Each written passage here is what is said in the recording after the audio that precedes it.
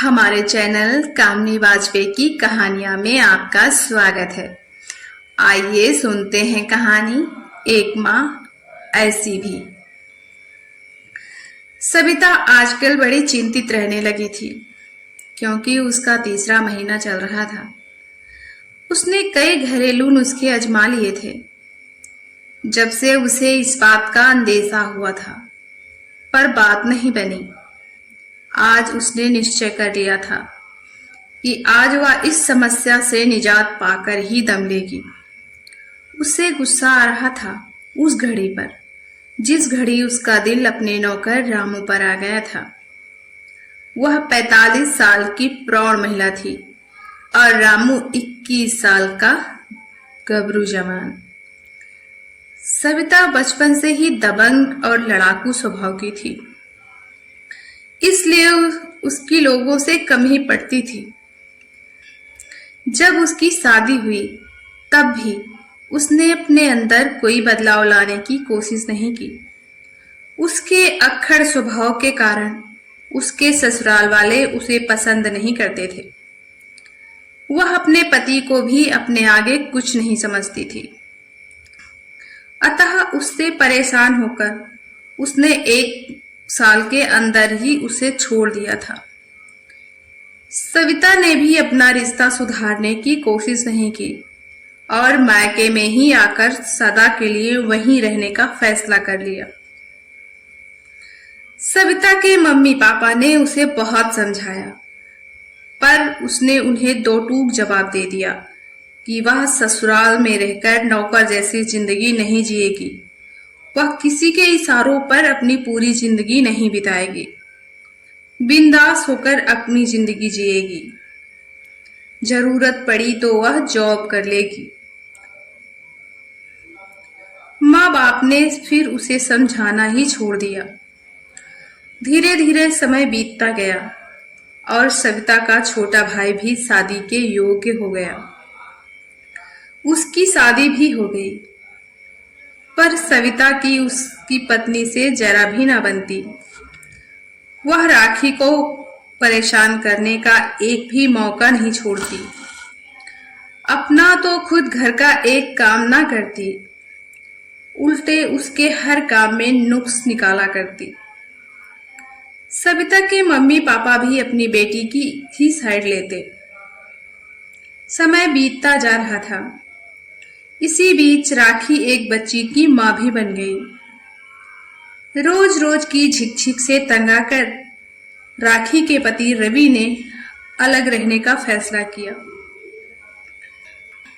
राखी को जब उसने अपना फैसला सुनाया तो वह खुश भी हुई और दुखी भी, क्योंकि वह पूरे परिवार के साथ खुशी से रहने का सपना लेकर अपने मायके से विदा हो ससुराल में आई थी। रवि जब अगले दिन ऑफिस के लिए निकला तो उसे कहाँ पता था कि वह लौटकर वापस नहीं आएगा, वहीं रास्ते में काल के गाल में समा जाएगा। उसकी गाड़ी को एक ट्रक ने टक्कर मार दी और वह दूर जा गिरा। उसका सिर फट गया और सड़क उसके खून से रंग गई और उसने मौके पर ही दम तोड़ दिया। सविता ने राखी का उसके घर में जीना दूभर कर दिया।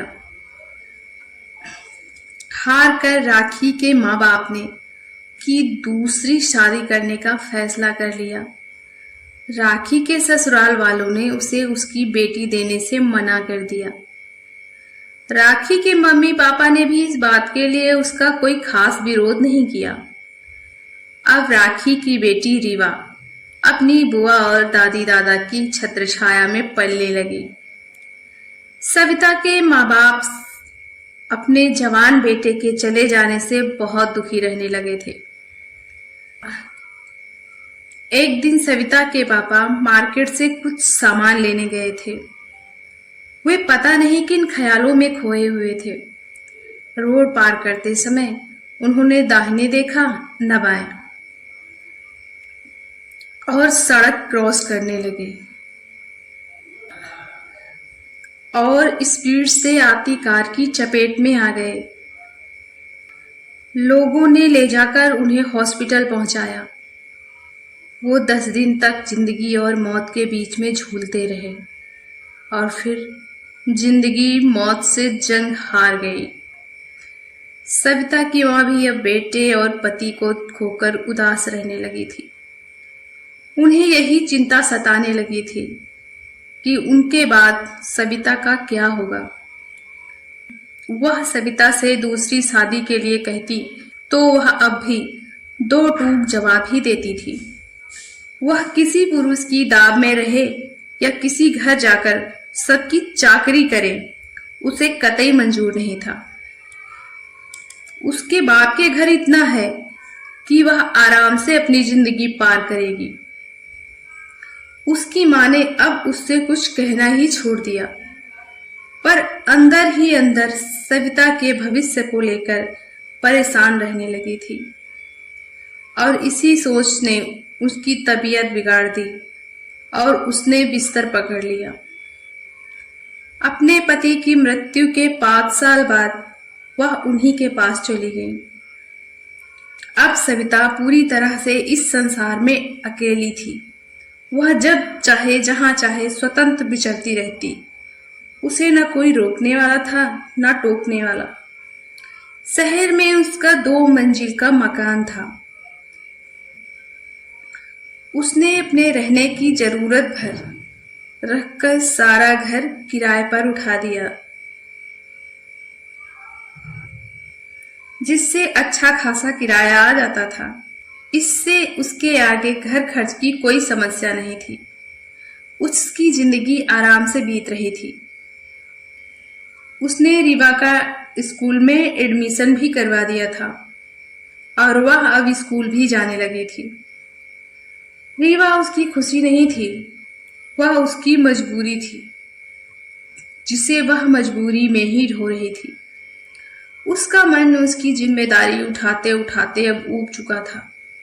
सुबह उठकर उसके लिए लंच तैयार करना, उसको तैयार करना और फिर उसे स्कूल की बस तक छोड़ने जाना और वापसी में उसे लेने जाना। इससे तो अच्छा मम्मी पापा उसे राखी को ही दे देते। वह चिढ़कर कहती, खुद तो स्वर्गवासी हो गए और मेरे मत्थे इसे मर दिया। उसकी समस्या का निदान उसे यही समझ में आया कि वह एक नौकर रख ले जो घर का भी काम कर दिया करे और रीवा की देखभाल भी, और उसे स्कूल लाया और ले जाया करे। उसने ये समस्या जब अपनी सहेली गीता को बताई तो उसने झट से उसकी समस्या का हल ढूंढ लिया। उसने सविता से कहा, अरे यार, तू चिंता क्यों करती है? मेरी नौकरानी है ना, उसके भाई का 16 साल का लड़का कल ही गांव से आया है। वह उसे मुझसे कहीं काम पे लगाने को बोल रही थी। तू चाहे तो उसे काम पे रख ले। हाँ, ये ठीक है। तू कल उसे मेरे घर ले आना। गीता अगले दिन उसे लेकर आई तो सविता ने उससे उसका नाम पूछा और कहा, आखिर 16 साल की छोटी सी उम्र में तुम नौकरी क्यों करना चाहते हो, जबकि तुम्हें पढ़ाई करनी चाहिए? मेरा नाम रामू है और मैं अपनी मम्मी पापा का इकलौता सहारा हूं। मेरे पापा गांव में मजदूरी करते हैं, पर इस समय वह बीमार रहने लगे हैं। इसलिए मैंने नौकरी करके उनकी मदद करने का फैसला किया और अपनी बुआ जी के पास आ गया। ठीक है, तुम कल से काम पे आ जाना और चाहो तो तुम यहाँ रह भी सकते हो। उसने सोचा, ये रहेगा तो वक्त बेवक्त का सारा काम देख लेगा। सविता गीता की नौकरानी सरवती को 10 साल से जानती है, इसलिए उसे उस पर पूरा विश्वास था कि वह किसी गलत इंसान को उसके घर काम करने नहीं भेजेगी। अगले ही दिन से वह अपना बोरिया बिस्तर लेकर सविता के घर आ गया। धीरे धीरे रामू ने सविता के घर का सारा काम संभाल लिया और वह सविता का विश्वास पात्र बन गया। वह सविता का हर काम करता। जरूरत पड़ने पर वह मार्केट से सब्जी भाजी तक खरीद लाता। समय पंख लगाकर अपनी गति से उड़ता रहा और वह 16 साल का तरुण 21 साल का गबरू जवान हो गया और सविता 45 साल की प्रौढ़। एक दिन सविता का पूरा शरीर बहुत दर्द कर रहा था। उसे बुखार भी था। रीवा स्कूल जा चुकी थी। सविता ने रामू से उसके सिर में बाम लगाने को कहा। उसने अलमारी से बाम उठाया और उसके माथे में लगाने के बाद धीरे धीरे उसके सिर को दबाने लगा। रोम रोमांचित हो उठा। वह एकटक रामू को निहारने लगी। रामू ने उसे अपनी ओर ताकते हुए पाया तो बोला, क्या बात है मालकिन? सविता ने उसकी आंखों में झांकते हुए कहा, रामू, मेरा पूरा शरीर बहुत दर्द कर रहा है, क्या तुम दबा दोगे? रामू ने उसकी बात का कोई जवाब नहीं दिया। चुपचाप खड़े होकर उसके पैर दबाने लगा। ऐसे नहीं, बेड पर बैठकर दबाओ। अपनी मालकिन का आदेश पा रामू बेड पर बैठकर पांव दबाने लगा तो सविता ने उसे अपनी तरफ खींच लिया। उस दिन वह आसमान बनकर प्यासी धरती पर बरस गया। फिर तो वह सिलसिला ही चल पड़ा जिसका परिणाम उसके सामने था। रामू, जी मालकिन, आज हम लोग हॉस्पिटल चलेंगे। तुम जल्दी काम खत्म कर लो। उनकी आवाज में चिंता साफ झलक रही थी। वह अपनी मालकिन की चिंता का कारण जानता था और उसका निवारण भी चाहता था। वह उन्हें दिल से चाहने लगा था, पर वह जानता था कि वो उससे केवल शरीर से ही जुड़ी हैं। उसके लिए उनके दिल में कोई जगह नहीं है। वह उनके साथ हॉस्पिटल पहुंचा तो डॉक्टर ने अबॉर्शन की सलाह नहीं दी। उन्होंने कहा कि इसमें सविता की जान को खतरा है। दोनों निराश होकर घर लौट आए। सविता के पास इसे जन्म देने के सिवा कोई दूसरा रास्ता नहीं था। सविता ने कहीं बाहर आना जाना छोड़ दिया। दोस्तों, संबंधियों और सहेलियों से भी मिलना छोड़ दिया। कोई उससे मिलने आ भी जाए तो वह उससे यही बताती कि उसे ट्यूमर हो गया है और दवा चल रही है।